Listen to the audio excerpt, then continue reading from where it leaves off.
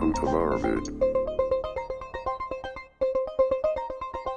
Well, so there's this great joke we tell around the Nerdarati that what happens in what happens in Vegas stays on Facebook. I have some really vivid examples I can show you later for 20 bucks. Not me.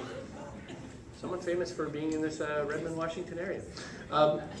When we say that, beware your digital footprint, everything you say stays in Google forever. The memory of Google never dies. So if you're a jerk online, it's obvious forever.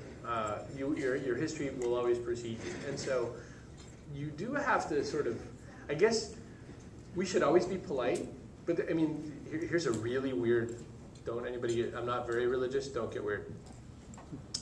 Supposedly we're always supposed to be nice all the time because God is always watching. Google is always watching. You should be nice all the time. Google is not God. This is the perfect audience for that, actually. Yeah. So I'm not in the South. I have written one book, that one. I've been in parts of other books. I show up in everybody's book now. It's like a bingo game. So Twitterville, something. What did you wrote one for like Bible or something? Oh, I wrote one yesterday for some guy, Mitch Myerson. I wrote a chapter. I mean, not a whole book. That'd be a lot of work in one day. A lot on the internet, sometimes in books too. Yeah, I mean, books are tricky because, I mean, there's typos in there that we can't just edit the blog post and fix. There's data that we can't update. There's a lot of URLs we would have loved to have given you, but it looks messy if you put it in a piece of paper. Your newspaper's that way too. Your magazine's that way. If you're not putting resources to where you get more, you're stopping your sales potential right there. You're stopping your relationship potential. So every time I sell sales, Let's ask the question that everyone may or may not have on their mind, which is, what do you do when you have 100,000 Twitter followers, or how do you get 100,000 Twitter followers?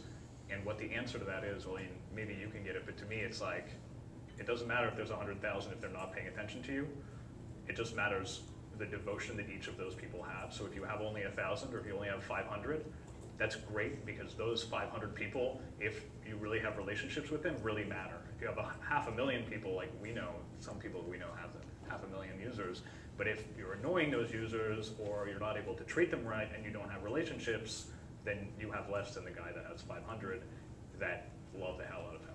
One out of 7 million reasons why Oprah Winfrey is amazing is that she brought reading back to the world. And I say this as if nobody was reading. We all were reading, but man, she lit it up. Yeah. She said, "You all got to read this book," and millions of people came and bought that book and blew out the bookstores. And they were like, "We're saved! Hooray!" By the way, this is exactly what you were saying before, which is not to talk about yourself. Oprah never talks about herself. Not at all. She always talks about this great thing, and this great thing will help you. And so by being able to discuss, and it's funny because like there's this story online where they talk about Paris Hilton and why Paris Hilton is famous, which nobody can figure out.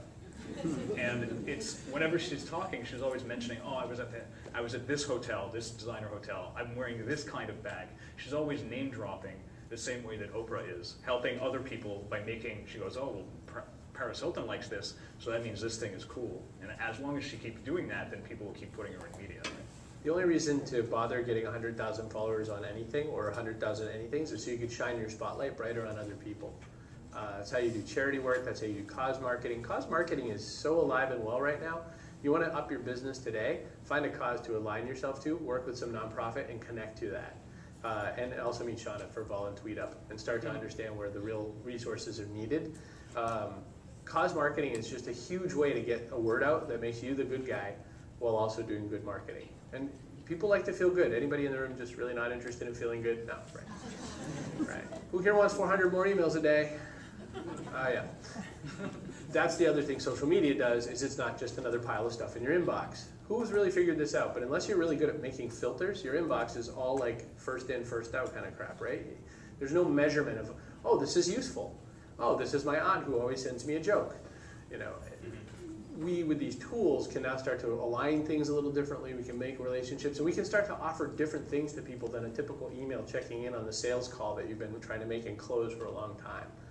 You could start using video. You could start putting your face in things. You could start using all these multiple tools that are free or cheap to participate in and belong in, and that rehumanize everything we've done. we want to hit one more question? Hi.